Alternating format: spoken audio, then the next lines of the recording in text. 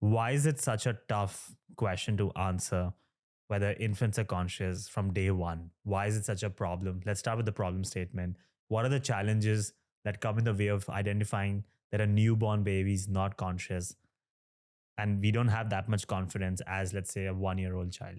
I think this I have been thinking about this problem for a while, and I'm interested in many angles of the discussion about infant consciousness. So one question is when consciousness emerge in our development.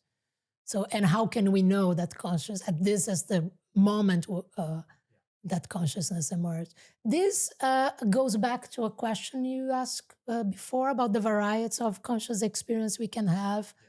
And I said more about sensory and evaluative consciousness. But one question is whether every type of sensory and evaluative consciousness comes together with some type of self-consciousness or cognitive process representing this sensory processing. Okay, so some theories of consciousness defend the view that we need some kind of higher cognitive processes for being conscious. Okay, so this would rule out some early stages of our development as stages where we are conscious. So one big question in this debate is, are those cognitive processes required for conscious experience, or conscious experience can be more basic, more primary, and just related to sensorial processing, a kind of perceptual consciousness. So roughly we can divide a kind of sensory consciousness theorists and cognitive consciousness theories, those that rely more on cognitive processes and those that relies more on sensorial processes. Yeah. So, and this is a relevant question in the case of infants because we develop first our sensorial capacities, and then later in development, our cognitive capacities emerge. Okay? So if the cognitive theories are right, consciousness emerge later in development. And if the sensorial view is right, consciousness emerge earlier in development. But you can also have the question of if infants are conscious, what type of consciousness they have. It's like us, it's the same type of consciousness we have.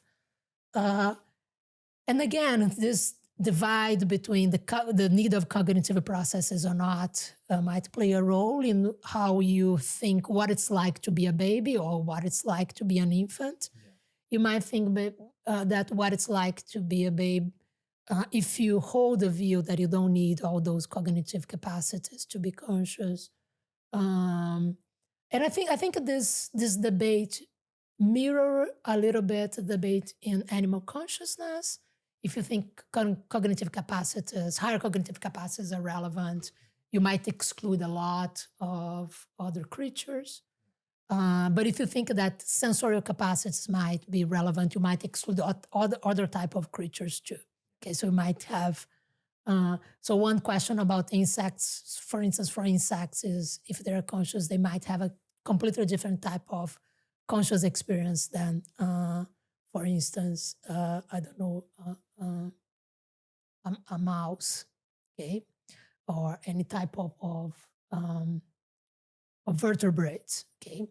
So even within humans, like not just animals, let's say there is a human being who can't sense things. Would they be conscious or not? Or someone who can sense but does not have the cognitive process of representing it? Yeah, this is a good question. So one thing is you might, because of any kind of impairment, you might have some restriction in the type of things you can sense. Okay, yeah. So some human beings, they don't have pain experience. Yeah. They cannot represent pain because they have some impairment. Yeah. You might not have visual experience, auditory experience, but still you could be conscious even if it's not a matter if you're conscious or not. It's just like you have a different kind of perceptual experience. Some perceptual experience not part of your your conscious experiences. Okay. The question is, imagine if you will, Uriah Kriger, another philosopher, has this thought experiment that you remove each of your sensory experience, and in the end, imagine you just stay with the capacity of thinking about mathematical equations. Yeah. So just cognitive phenomenology. Yeah. Okay. So would you still be conscious? My intuition, yes, you might just have a creature with just capacity of cognitive phenomenology, and this creature would still be conscious. Okay, this creature would be deprived of all type of sensory experience, maybe no type of sense of agency, no body, but still. Then we'll go back to the Cartesian Yeah. problem. I think you can still think that it's still an intuitive idea that this creature would be conscious, maybe having some happy feelings when they finally solve a mathematical problem. Okay, but just a cognitive thing. Is it still? I don't think we have scientific evidence how this would be. If this would be possible or not, but it's an intuitive view, and I would not rule out. And I think the case of cerebral organoids would be a type of brain that doesn't have environmental stimuli entering the system, just like processing something internal, and won't have any body, would be like just a brain in a vat. And I think it's a legitimate question if conscious can emerge in this type of system, a system that is cut from the perceptual, with no perceptual experience with the world, and just a type of would be a kind of, I don't know, cognitive processing in the brain. So this, replying to a question about the types, or also associated to a question you asked before about the varieties of consciousness we have.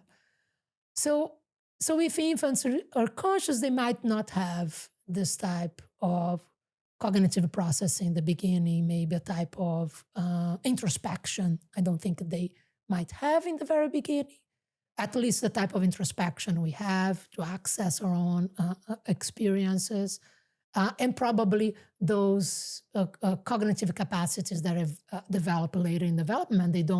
They still don't have language acquisition. Some types of experience we have would require, for instance, understand what you're saying to me. It requires me to understand a type of language, and this might shape our conscious experience in a way that is very different from a creature that is still learning a language. But you can still ask a question if they are not. If they don't have this type of conscious experience, what type of conscious experience they have in the beginning, okay?